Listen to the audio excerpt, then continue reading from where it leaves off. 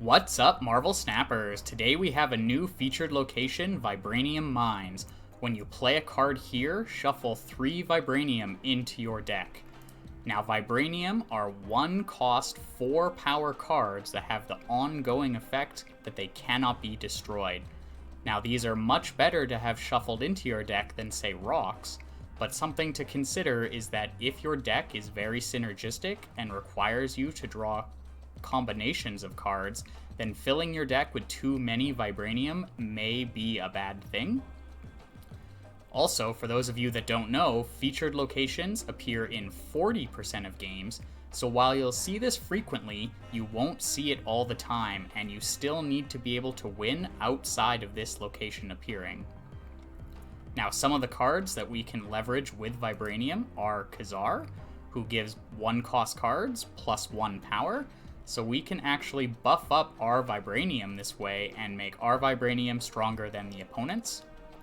In a similar vein, Spectrum has the on-reveal ability to give all ongoing cards plus 2 power, and since the Vibranium are ongoing, this is another way to buff them up.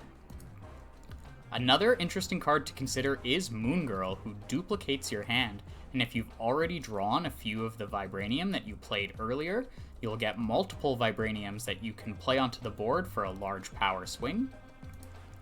Another thing that could potentially combo with the Moon Girl strategy is Quinjet, who says cards that did not start in your deck cost 1 less. This on its own is a great combo with Vibranium Mines, since the Vibraniums will cost 0, but if you manage to duplicate some of those with a Moon Girl, you can have a really powerful turn. Another card to potentially consider is Cerebro. There is enough 4-cost cards that the Vibranium would really add some consistency to this deck. I don't know how well it would play outside of this location appearing, but it's something to explore. Another obvious card that's quite good with this location is Destroyer, who's normally a strong card on its own, but since the Vibranium cannot be destroyed, it's much easier to set up your secondary lane than it normally would be. You're still reliant on playing things like Armor and Cosmo, because you can't consistently rely on this location appearing, but it's a great way to make Destroyer even more powerful.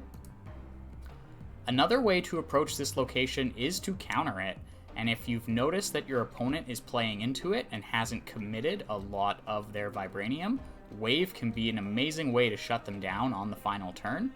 Wave makes all cards cost 4 on the following turn, so if the opponent was planning on playing multiple cards, this shuts that down completely.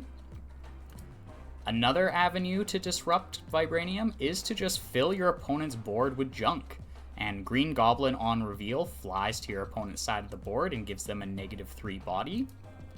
Debris fills the opponent's and your board with rocks, but if you can take better advantage of it than your opponent, then they will have less space to play out their Vibranium.